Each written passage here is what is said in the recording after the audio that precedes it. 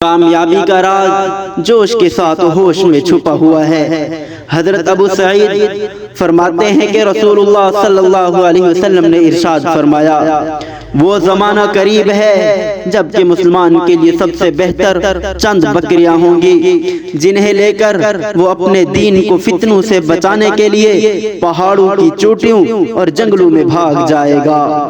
حضرت مقداد بن اسود روایت کرتے ہیں کہ میں نے رسول اللہ صلی اللہ علیہ وسلم کو خود فرماتے ہوئے سنا کہ جو فتنوں سے محفوظ رہا وہ بڑا خوش نصیب ہے۔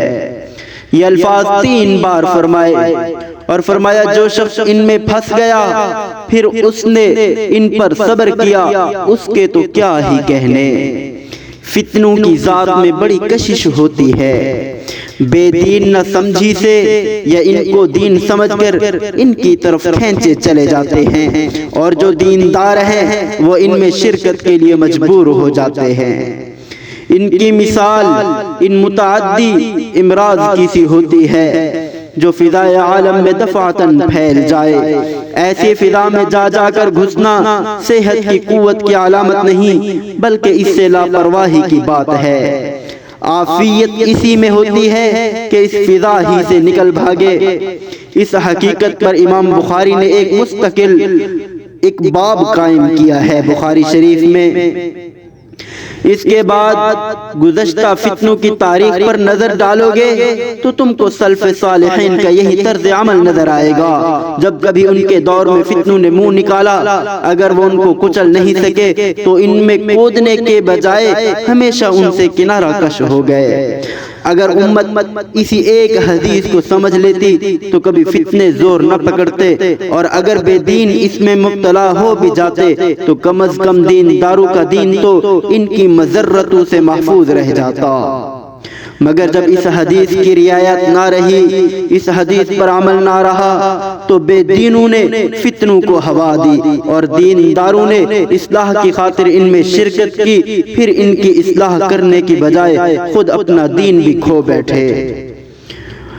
امت میں سب سے بڑا فتنہ دجال کا ہے۔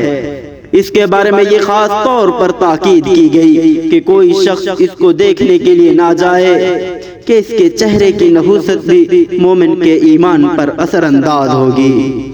یاد رکھنا کہ زبان اور تلوار دونوں کا جہاد اس امت کے فرائض میں سے ہے، مگر یہاں وہ زمانہ مراد ہے جب کہ خود مسلمانوں میں انتشار پیدا ہو جائے، حق و باطل کی تمیز باقی نہ رہے اور اصلاح کا قدم اٹھانا الٹا فساد کا باعث بن جائے۔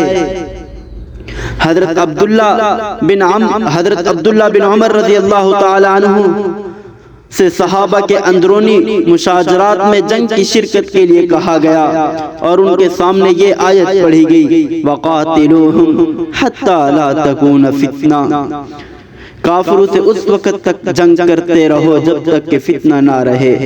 تو انہوں نے فرمایا، فتنوں کے فروغ کرنے کے لیے جو جنگ ہوتی ہے اور جو جنگ کی جاتی ہے وہ ہم کر چکے ہیں، اب تم اس جنگ کا آغاز کر رہے ہو جس سے اور فتنے پیدا ہوں گے۔ اپنی مادی اور روحانی طاقت کا اندازہ کیے بغیر فتنوں سے زور آزمائی کرنا صرف ایک جذبہ ہے، اور فتنوں کو کچلنے کے لیے پہلے سامان مہیا کر لینا عقل اور شریعت کا حکم ہے۔ جذبات جب انجام بینی سے یکسر خالی ہو تو وہ بھی صرف دماغی فلسفہ میں مبتلا ہو کر رہ جاتے ہیں۔ کامیابی کا راز جوش کے ساتھ ہوش میں چھپا ہوا ہے۔